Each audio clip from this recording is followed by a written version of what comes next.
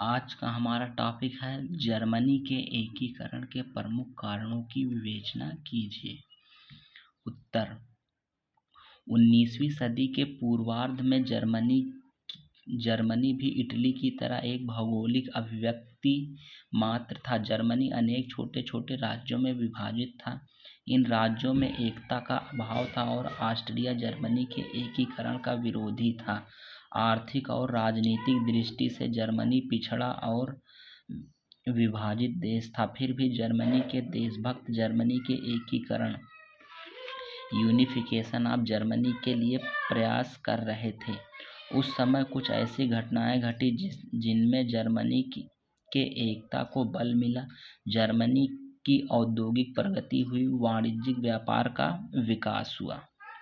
Napoleon प्रथम ने German राज्यों का एक संघ स्थापित कर राष्ट्रीय एकता का मार्ग प्रशस्त किया। जर्मनी के निवासी स्वयं को एक राष्ट्र के रूप में देखने लगे। 1830 ईस्वी और 1848 ईस्वी की क्रांतियों के द्वारा जर्मनी के लोगों में एकता आई और वे संगठित हुए।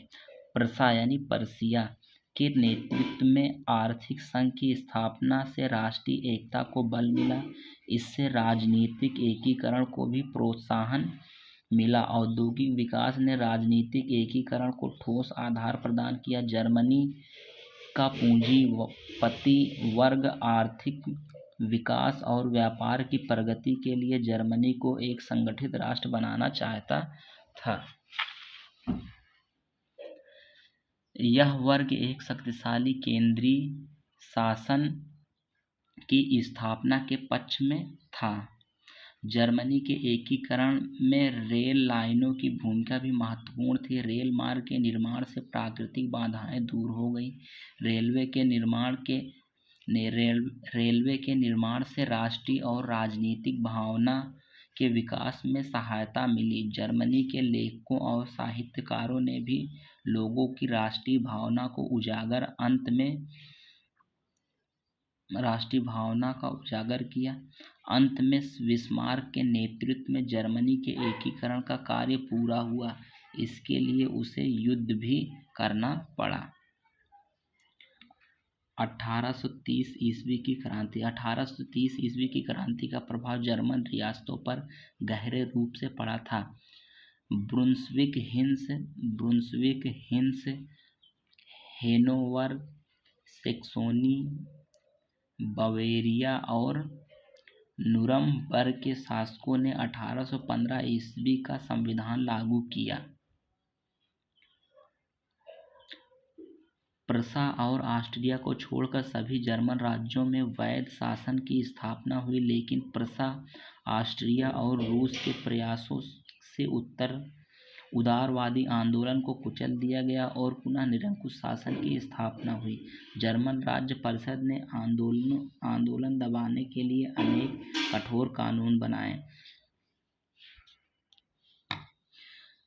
सभा के आयोजन और भाषण पर कठोर प्रतिबंध लगाया गया। विश्वविद्यालय पर नियंत्रण कायम किया गया। विद्यार्थी संघ को अवैध घोषित किया गया। राष्ट्रीयता के प्रचारकों और उदार शासन की मांग करने वालों को कठोर दंड दिया गया था, लेकिन प्रतिक्रियावादी की विजय क्षणिक थी। थोड़े समय के लिए राष्ट्रीयता की लहर दब गई थी, लेकिन जर्मनी के निवासी राष्ट्रीयता से प्रभावित हो चुके थे। उनमें क्रांति की आग धीरे धीरे सुलग रही थी। शीघ्र ही यह आग 1948 ईस्वी में भड़क उठी। 1948 ईस्वी की क्रांति। 1848 ईस्वी की क्रांति से जर्मनी के एकीकरण में सापेक्ष रूप से सहायता मिली थी। 1948 ईस्वी की क्रांति ने ऑस्ट्रिया में निरंकुश शासन का एक प्रकार से अंत कर दिया। मेटरनिख का पतन हुआ, जो जर्मनी के एकीकरण का प्रमुख शत्रु था। वियना के देशभक्तों को विजय से जर्मनी के देशभक्त प्रोत्साहित हुए। पर्सिया, बवेरिया, सैक्सोनी, बादेन आदि राज्यों के निवासियों ने निरंकुश शासन के विरुद्ध विद्रोह कर दिया। शासकों को उदार संविधान लागू करने के लिए बाध्य किया गया। भाषण और लेखन पर से प्रतिबंध समाप्त कर दिया गया। इस प्रकार प्रारंभ में सभी राज्यों में क्रांतिकारियों को सफलता मिली, अतः 1848 ईस्वी की क्रांति ने लोगों में एकता तथा संगठन की भावना उत्पन्न की और राष्ट्रीयता की भावना को जागृत किया। जर्मनी के एकीकरण में बिस्मार्क की भूमिका। बिस्मार्क ने जर्मनी के एकीकरण के लिए नई नीति अपनाई थी, जिसके चलते उन्हें man of blood and iron भी कहा जाता है। बिस्मार्क जनतंत्र का विरोधी और निरंकुश शासन का समर्थक था। वह राजतंत्र पर किसी प्रकार का संवैधानिक प्रतिबंध नहीं लगाना चाहता था। उसे संसद, संविधान और लोकतंत्र के आदर्शों से घृणा थी। उसका विश्वास था कि जर्मनी के भाग्य का निर्माण राजा ही कर सकता है। उसके क्रांतिकारियों और उदारवादियों की कटु आलोचना की। बिस्मार्क का उद्देश्य पर्सिया को शक्तिशाली राष्ट्र बनाकर उसके नेतृत्व में जर्मनी का एकीकरण करना चाहता था, क्योंकि एकीकरण के मार्ग में सबसे बड़ा बाधक ऑस्ट्रिया था। साथ ही वह जर्मनी को यूरोप में प्रमुख शक्ति बनाना चाहता था।